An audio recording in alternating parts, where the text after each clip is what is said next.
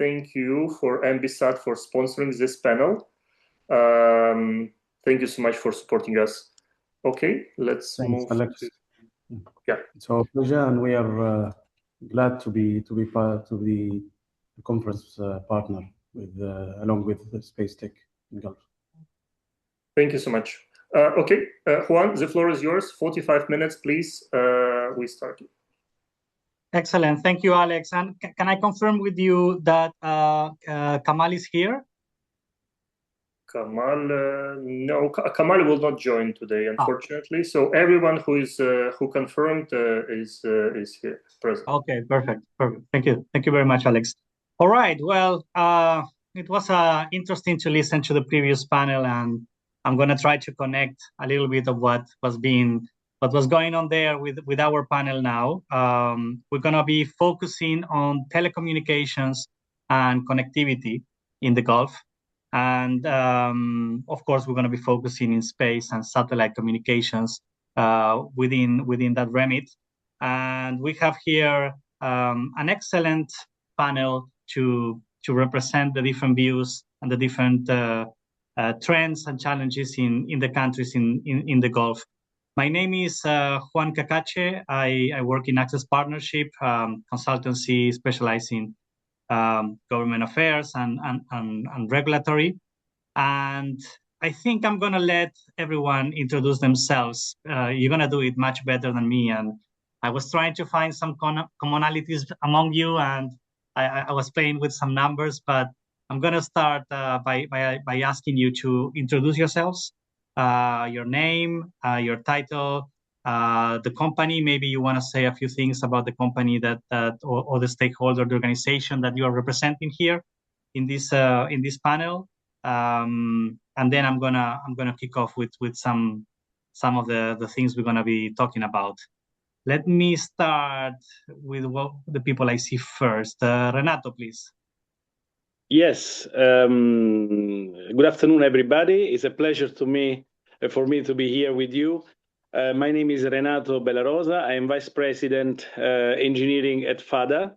FADA is a space-based company, part of the Edge Group, and we have been founded in 2024. Our main objective is to achieve national sovereignty in space technologies in the UAE, but also then to scale up to become a global player in the space industry.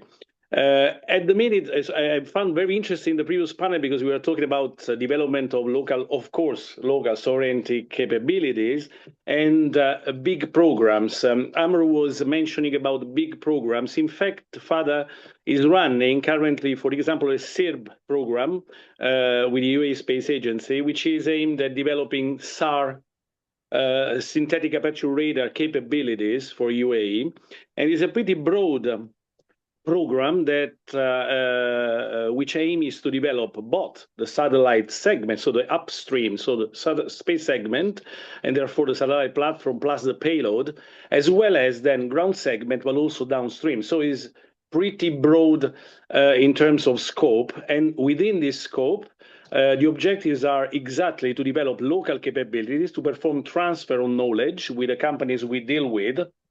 And this is exactly an example where big budgets can drive exactly this roadmap of developing for GCC local sovereign capabilities. I have to say that I've joined FADA since a week. So previously, I worked in Airbus for 13 years and then also at 4iG. Now, 4iG, Space and Defense Technologies in Hungary, is a pretty interesting example of what exactly developing sovereign capability is about. Again, linked with big programs. So what Ammar was saying is pretty relevant. Big programs drive, of course, consolidating local capabilities, local industries. What I've seen in GCC for the few time I've been here is an astonishing pace. So you are really fast in pursuing this objective. So I'm really thrilled to have joined Edge and thrilled to participate to this panel to contribute as much as I can. Thank you. Okay. Thank you, Renato. Let me continue with Ammar. Ammar, please. Thank you, Juan. This is Ammar Al Rawahi. If I'm talking about my background is in various or the most key aspects in space. I'm very glad to serve, or I've started in astronomy, astronomical observation and technologies, and then shifted to the space technologies more than a decade. We have played a role in building the Earth observation satellites, or one of the key players in Oman. And then contributed also in the National Space Program. Recently, I was in one of the satellite communication service provider. Today, I'm in MBSat, is heading to be the regional satellite operator across Oman and the GCC and the region. Yes. Okay, thank you, Ammar. Yeah. I'm gonna follow my order with Jason. Jason, please. Thank you, sir. Good afternoon, everyone. Thanks for having me. Great to be here. So, Jason Aspiotis, I'm currently an independent consultant, or ODC expert, as called here. Started as an astrophysicist back in 2000. Been in the space industry 20 plus years, working for Raytheon, Booz Allen, and most recently Axiom Space out of the US. At Axiom, before I resigned, was there for 5 years. Basically, back in 2021, I believe I was the first to coin the term ODCs, not other direct costs, but orbital data centers. Worked on maturing both the technology and the market for ODCs the past 5 years. And right now, really excited about what's happening in the US, the potential for ODCs and sovereign orbital cloud capabilities in Europe and around the world. And excited to talk about the context of orbital cloud in the intersection with the telecommunications and non-terrestrial networks and those kinds of infrastructure use cases, which are going to be coming about in the next 5-10 years. So that's me. Thank you, Jason. And last but not least, dear Zaina Mokadem. Hi, Zaina. Hi, Juan. How are you? And thank you for having me. My pleasure. My name is Zaina Mokadem. I am Chief Government Affairs and Regulatory with Agility Beyond Space. It's ABS for short. Used to be Asia Broadcasting Company before. That's in the past. I've joined a bit better than at least Renato, you said 1 week in. I am 6 months plus, but I have been with the industry for 20 plus years, as Juan would know. So in my company, it is a geostationary satellite, so not your new space kind of actor, still a geostationary one. I've come from Inmarsat, where I've led the regulatory and market access efforts.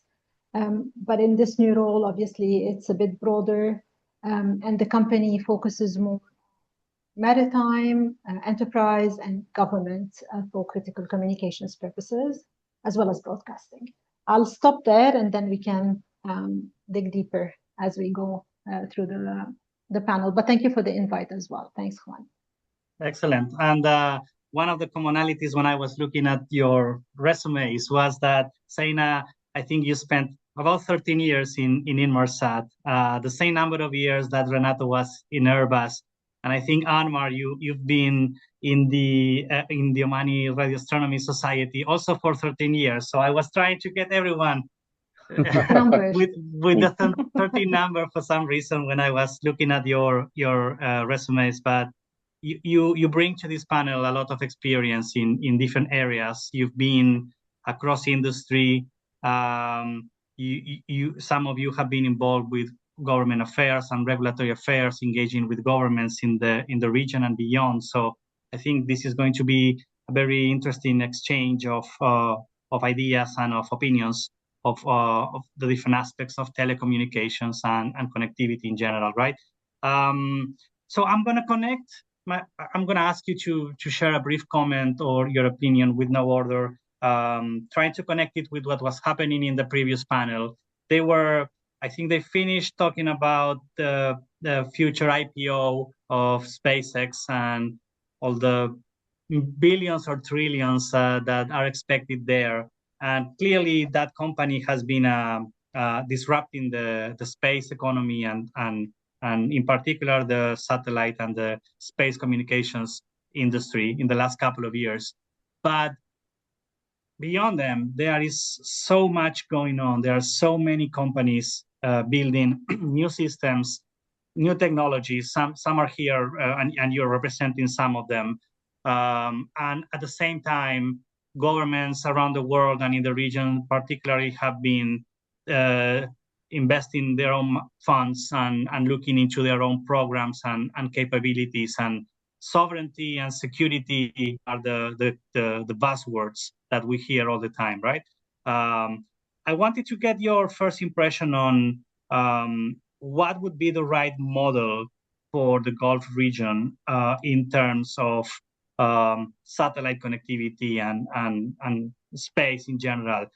Is the right model just going for their own capabilities, national capabilities, domestic capabilities? Is the right model actually continue relying on the SpaceX and leasing capacity somewhere else? What is your view around this dichotomy, let's say? Anyone can jump. Maybe I have Zaina in the big screen, so I don't know if you want to. No problem. Yes, yeah. I can start. Thank you. It is an interesting question, and I'm trying to link it to the previous panel, to be honest. But the one thing for me that is evident is obviously the GCC is no longer looking at space as something that's niche, right? I've been here 15 plus years and called the UAE home for that much, a bit more. And obviously the UAE has been leading in that space, both from an investment and then innovation and commercial appetite.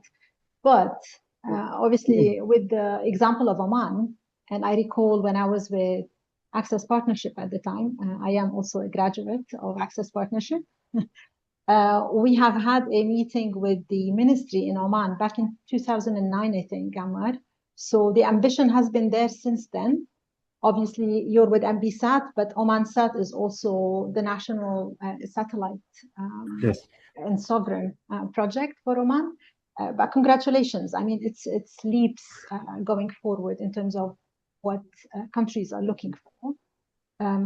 Saudi is another example with their vision and investment in the likes of NSG and whatnot.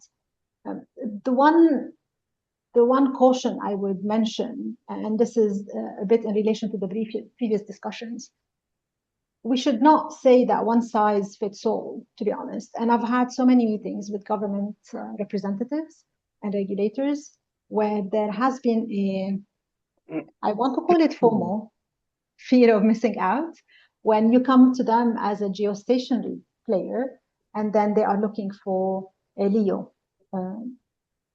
Some LEO aspect. Do you have a LEO strategy? Do you have a LEO plan? Do you have a LEO proposition?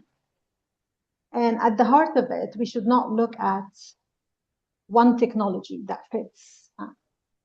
We need to look at the user case, right? At the application that we're after. What do you want to achieve? And I think this was alluded to in the previous panel as well. And we go from there. I mean, you will not be in the middle of the ocean and you want to get an SMS message, literally to say help, using the likes of SpaceX, right? I mean, that will not be the most efficient way of sending an SOS message. So we really need to adapt the technology to the use case that we're after. And this is where an early discussion with governments on what their needs are, the geopolitics around them, and then develop the solution accordingly as solution providers. Let me leave it at that. There will be a lot more to discuss in more detail. The regulatory side is a headache, but we can discuss afterwards as well. Thanks, Zaina, for bringing Oman as an example. And as you mentioned, the vision of Oman into having their own sovereign, or I would like to say, satellite was since 2007. And you mentioned that you met them in 2009. I wasn't there in the ministry, but I was in the new era of the ministry, or new team of the ministry, back, sorry, when the National Space Program has been established in 2020, there was a vision to expedite and also to move the momentum into space. Sorry, but there was also a project management for this project as a satellite, and then it has been also more defined and also had the better umbrella for having the latest technology in the satellite. But my role was as expert or advisor at that moment in order to do the to incentivize the or enable the team together with international consultants in the space policy and the strategy. What we can see the combination of to climb the hands. Now I'm in the private sector. I was in government, private sector, government, private sector again. Multiple aspects, but with MBSat, we see that our vision is to complement with the government, not to compete. And as you mentioned that, there was an announcement for Oman-Sat a couple of months back, and then after a few months, we have, as MB Group, have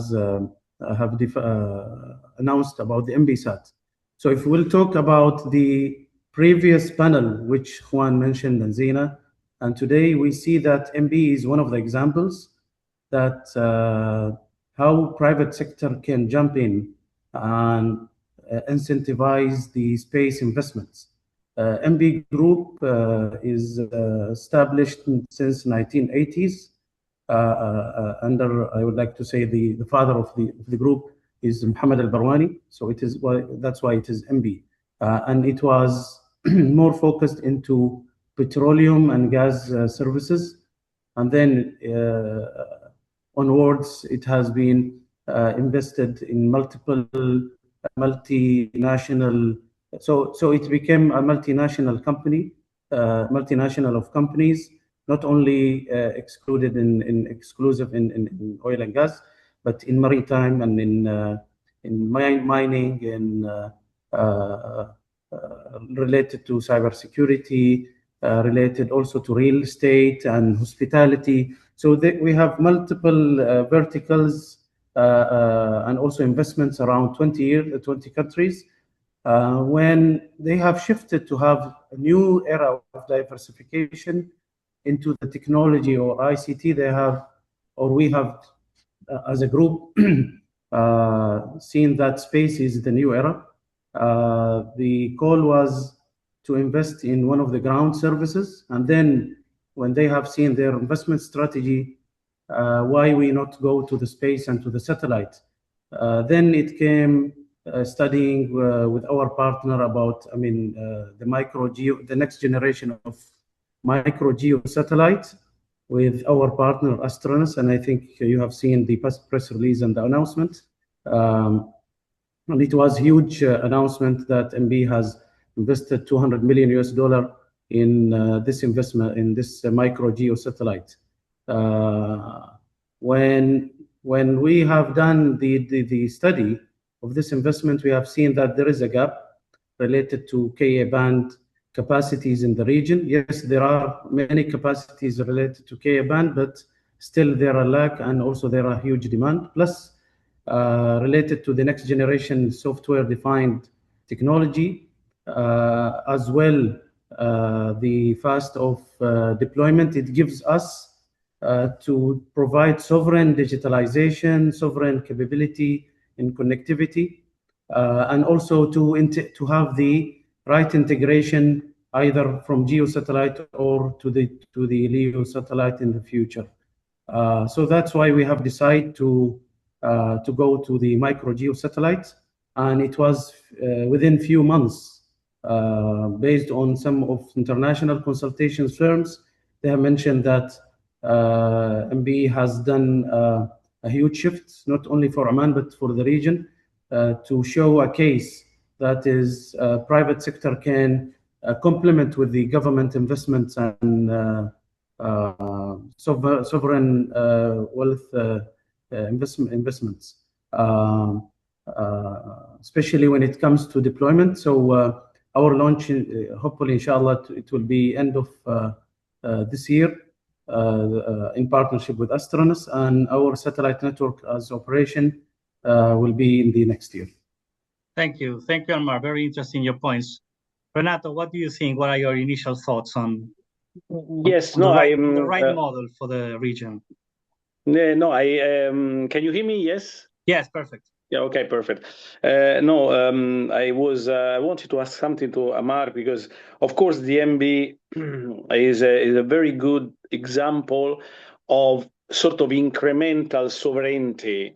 So the ability to start to, with more agility, to get into some assets. In fact, they selected a small platform, 500 kilograms, so is a relatively small platform, and that can give the opportunity to achieve some results. My question, which is something that I'm asking to myself a lot of times, because more and more, of course, we are having relationship with US company. Okay, US companies. Astralis is an example. When I was in 4IG, you have seen the announcement, Northrop Grumman, and so on and so forth. Now, my question is that relying on US technology can introduce, and I'm not sure about this, and this was my question, the topic of the ITAR regulation. So I wanted to ask Ammar, how do you deal with that? And are you, let's say, accepting this at the beginning and then resolving with next steps in getting this full sovereignty? Because, of course, getting US assets generally implies that likely you have some ITAR components, and that is a bit of a pain. So I wanted just to ask what's going on there.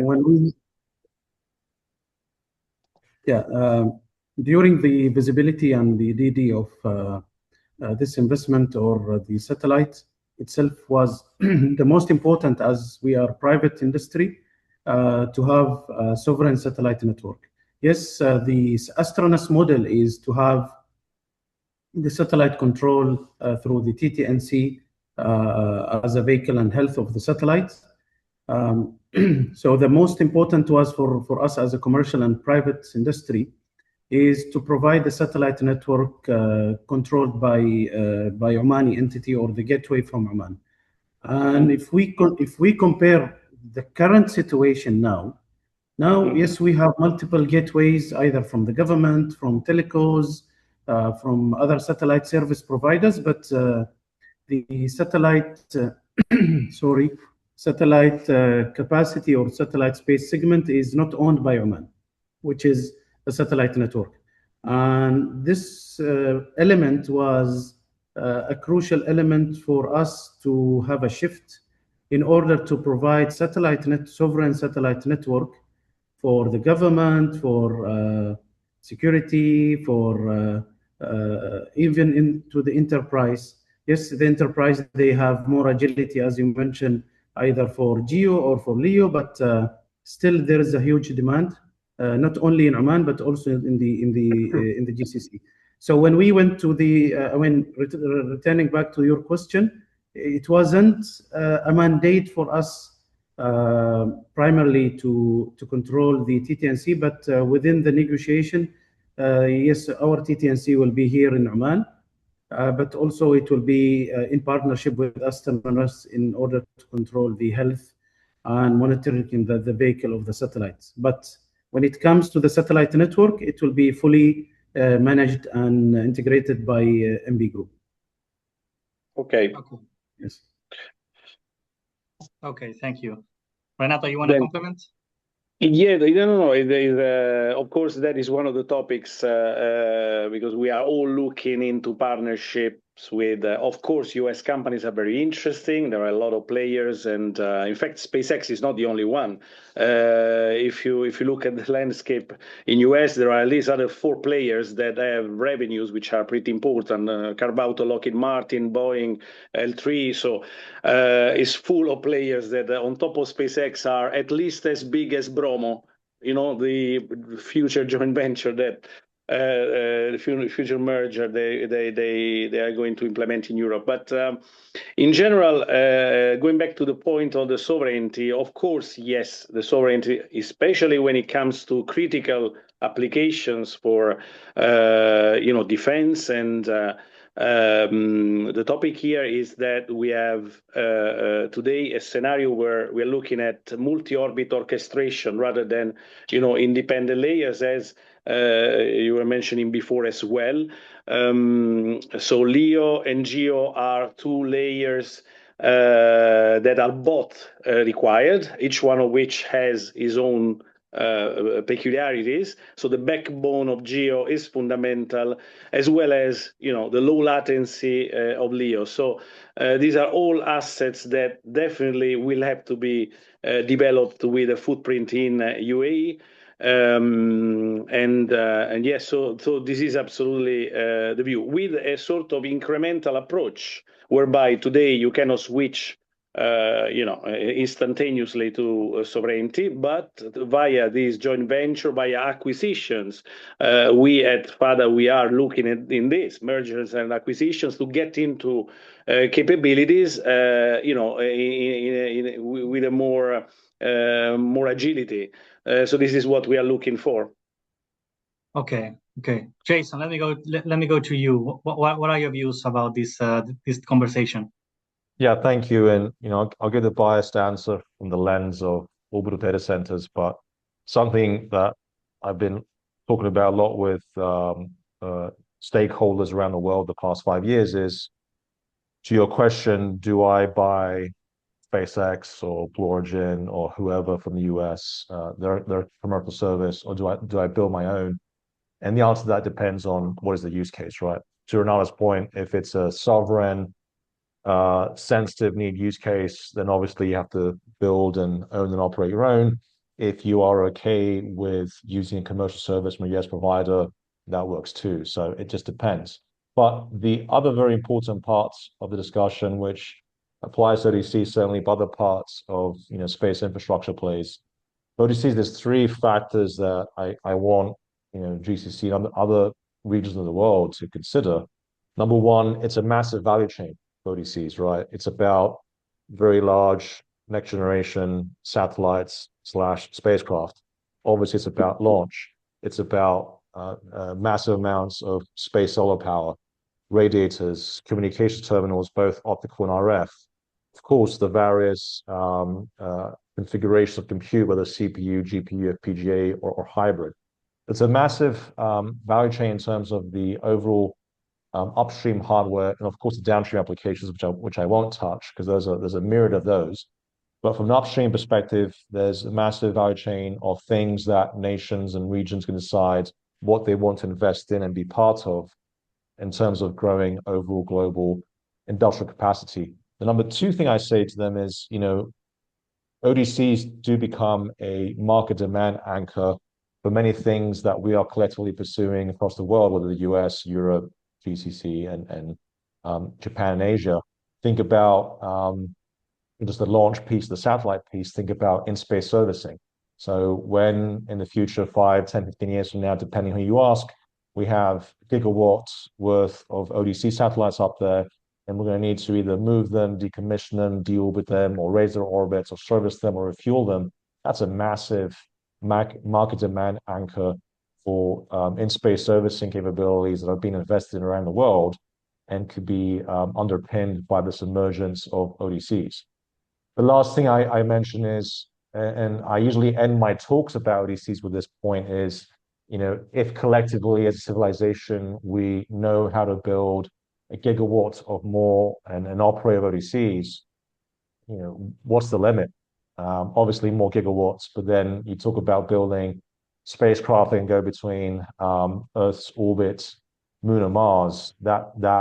Those capabilities, those infrastructure plays become much easier, much more realistic, and ultimately much more economically feasible. And to Sanjeev's point before, moving towards Type 1 civilization, I believe all nations should be striving to make investments in the entire value chain or bits and pieces of value chain of ODCs, because it increases overall industrial capacity, it drives market demand for other kinds of things that we all care about, and ultimately it gets us all collectively closer to being a Type 1 civilization.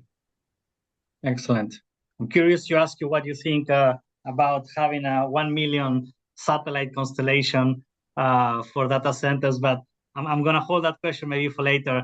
Let me bring us back a little bit about the sovereignty security angle of the debate. I was curious to understand, acknowledging the difficulties in the region with the armed conflicts around the Gulf. What are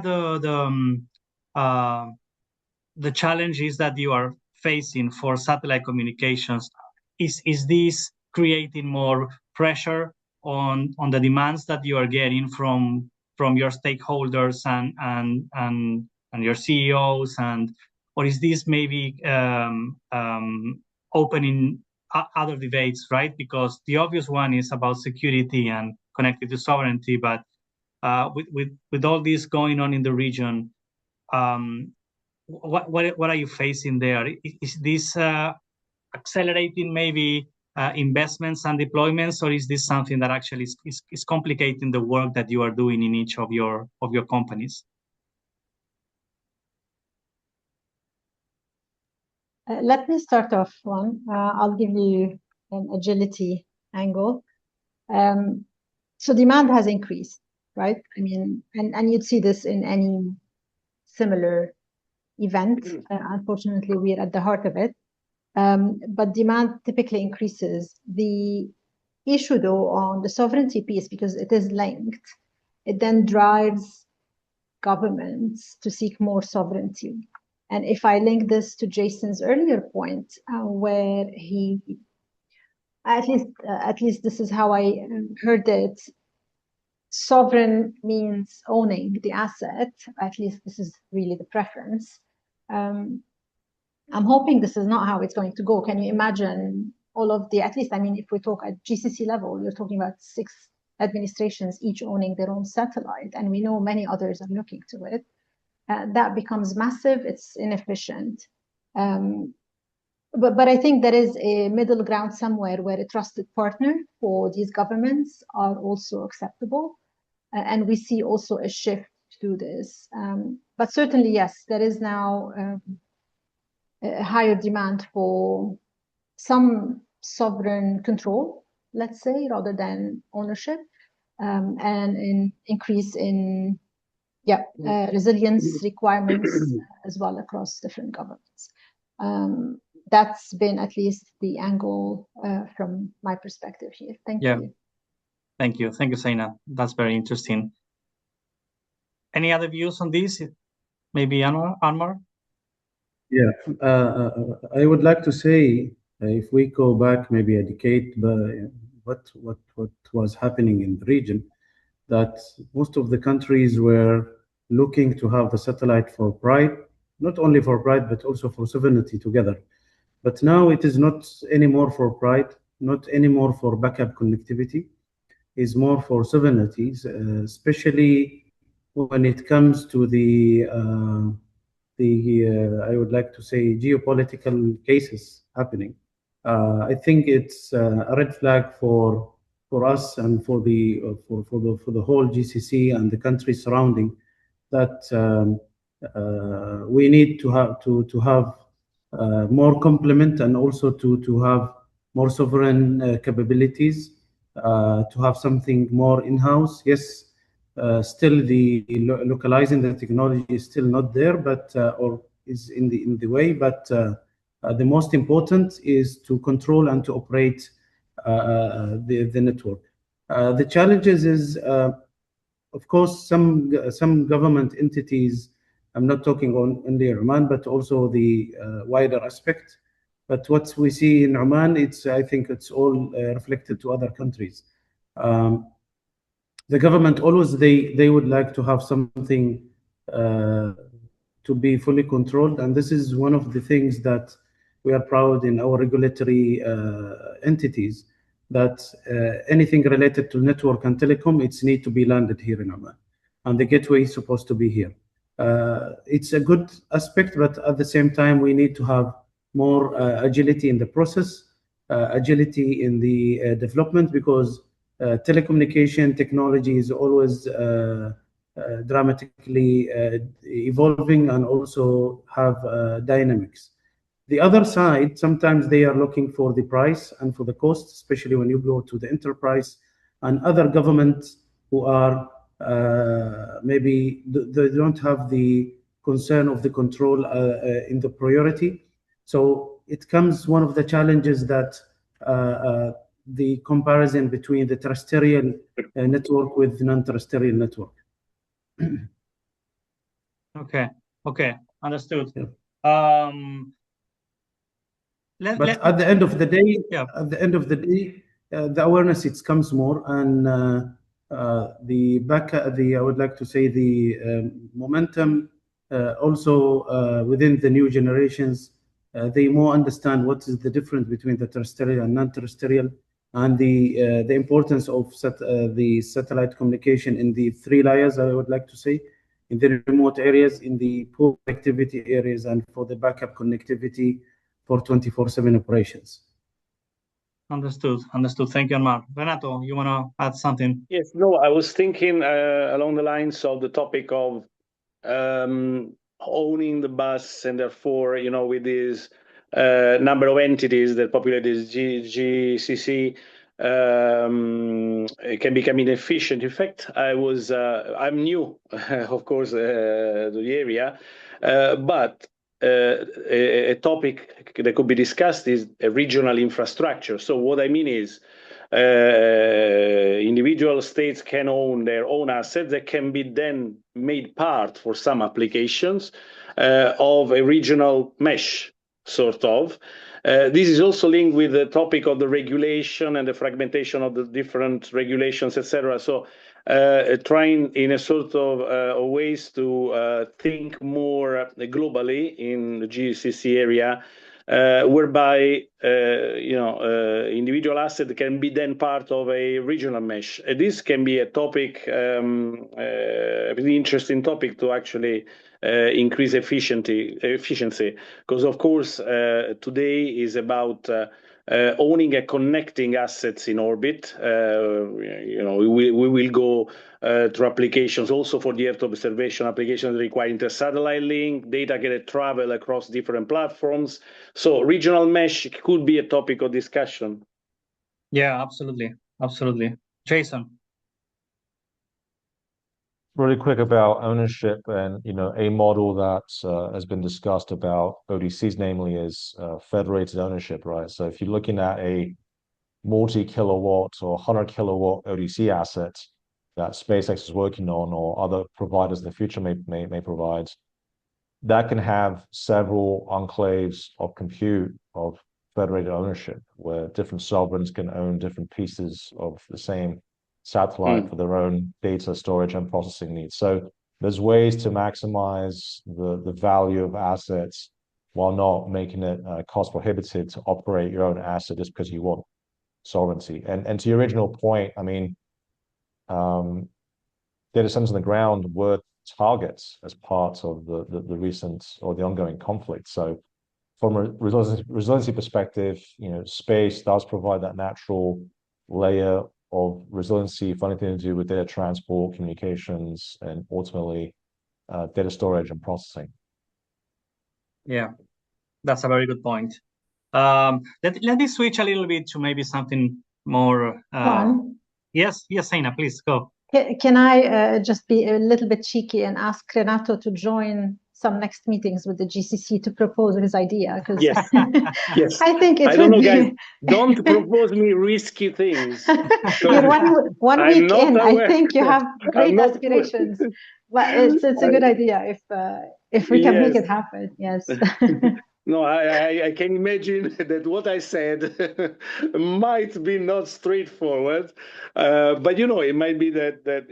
But anyway, yeah, I need still to understand the local dynamics completely. But the GCC presents a good platform, to be honest, Renato, because at least they meet and discuss, and there is a common interest there. At least it's not straightforward, of course, but I do like the idea. I was actually tempted to ask if anyone knew if there was any conversation at the GCC level of some sort of, I wouldn't say integration, but at least more collaboration in terms of space infrastructure and connectivity. I don't know. I'm not aware of one. Okay. There was a I forgot the name of an initiative to be deployed across the GCC, but I don't know if it took off, to be honest. You mean Zina, certainly in Africa. Yep, sorry. Arab Space Group, or? Yeah, there was within the GCC a plan to launch a constellation together to cover a number of countries. I forgot the name of the initiative, but again, I don't know if it took off properly. Maybe Juan, I can come back to you once. Yes, I think it's going to be interesting thing for us to do some digging to see if there's anything incipient, at least, because clearly that's something that may be a middle ground between just being, completely isolated and maybe fully reliant on foreign actors, right? I'm seeing Alex, you turn on your camera. I don't know if you want to tell us that we're up 4 minutes. Yeah, 5 minutes. Okay, that's fine. Let me switch to something maybe easier than these topics. I mean, they are important topics. That's sovereignty, security. They are again the buzzwords everywhere. The Gulf is as you said, at the center of many conflicts. But if we talk more about maybe from a commercial point of view, let's say, one of the things that has been almost a buzzword in the satellite communications industry lately is what is called direct to device or direct to cell. I was wondering if any of you are working on this. Do you think this is getting any traction in the region, or maybe this is something more, of something that you see in the long distance future and not as an urgent demand from stakeholders in the region? Let me start off, if that's okay, Juan. We don't have a lot of time, but certainly from a regulatory perspective, there's been a hype in terms of this is being talked about. It's the new buzzword, so let's do something. So regulators have started to look at regulations, and it's a double-edged sword. Because one, you have the international rules and the ITU, and then the national level, and then you'll have to come back with something that makes sense for consumers. But from a future realization and implementation of the service, obviously there's been a few demos. I mean, I was involved in a couple a year plus ago, or maybe two. So there is certainly traction, and I can see it happening, but it's really now about playing catch up and getting to the right business model to actually deliver it to the end user. And again, we should always start by the use case. I mean, do you need it? In the middle of the city, you certainly don't need it. But in topographies like Oman, for example, if you're in the middle of nowhere, then yes. In the UAE, if you're hiking and there's just a lot of it, then again, you may need it. But in the middle of fully connected cities, that really defeats the purpose. Yeah.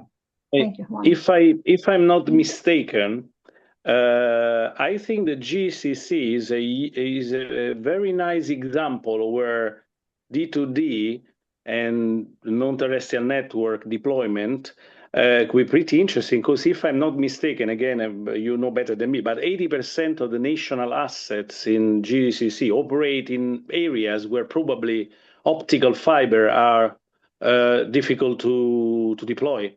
So I would say that having the ability to deploy a 5G cell in those areas is a pretty important point. And so I see D2D and I see non-terrestrial network applications from geo or wherever layer is more efficient, very applicable for the GCC area.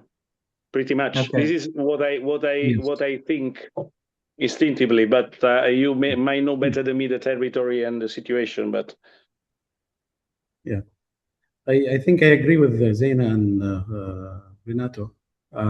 There are demand. One, if we go to the consumer point of view, there are a lot of questions even before this technology have been evolved.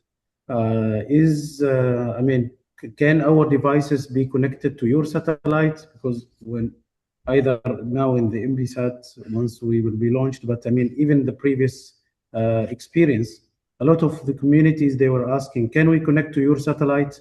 So it's a big, I would like to say, a big concern that a lot of communities in the remote areas, they are suffering.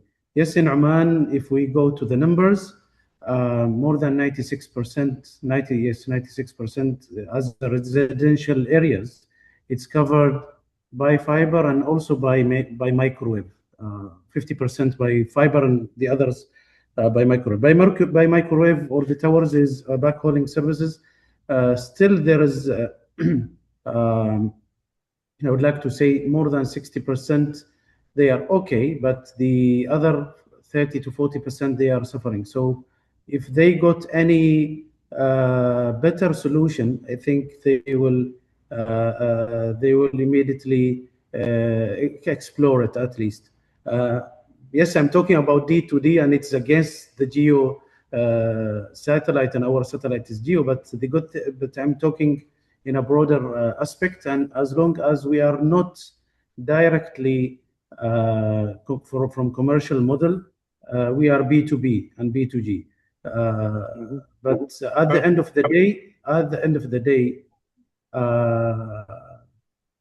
in the future, we would like to have any aspects or any technology that we can do the integration from the GEO to the LEO, as long as our group is not only fascinated or I would like to say only to stop on the GEO satellite, but in the future we may consider to expand. And this is what was on even in the press release and the partnership with Astronaut. Our vice chairman, he mentioned that this is our entry to space. Thank you, Ammar. And I guess in the end, it's like Zaina said at the very beginning of this panel, no, about the use cases and my view, and from my perspective, supporting many companies in this sector, is that I believe there is a business and space for everyone, and I think this is going to be there's going to be use cases, I think, for so many opportunities in this sector. Let me just, Alex, if you give me just 30 seconds, I just want to give Jason a last few words. I'm not going to ask you, Jason, about D2D, but maybe specifically in the Gulf sector, is there an opportunity for orbital data centers? Do you think, do you have any information that anyone is actually looking into this here from the Gulf? Yeah, I believe there's a kind of at least one company that's looking at sovereign ODCs for use cases in the Gulf. But actually, I was going to say, I can't wait for the intersection of ODCs and direct-to-device. Because ultimately, if you think about what SpaceX and others are trying to do to bring orbital clouds and orbital AI capabilities to everyone around the planet, the way they're going to do it is through D2D, where I can connect to an ODC satellite right above my cell phone, and I can be served content, cloud services, and AI directly from space or through one of the D2D relays. So I think it's a huge opportunity in terms of next generation networking and how space becomes ubiquitous now domain for not just GPS, but content delivery, and eventually orbital cloud and orbital AI services to our phones. So that's the future I can't wait for. And that's definitely something that anybody in the world should be looking at and trying to be part of that value chain. Thank you, Jason. And again, this was the idea was just to try to focus on telecommunications and connectivity, but the space economy is absolutely crazy nowadays, and we have so many issues and again so many opportunities.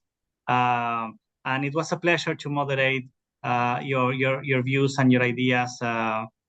We could have used probably another 45 minutes to keep going, but the idea is to keep it dynamic, and we had this time. So thank you to the panelists for your time, for being here. And thank you, Alex, for the invitation to all of us. Back to you. My pleasure. Thank you so much. Thank you. Thank you. Thank you, guys. Thanks. Bye-bye. It was a pleasure. Thank you so much.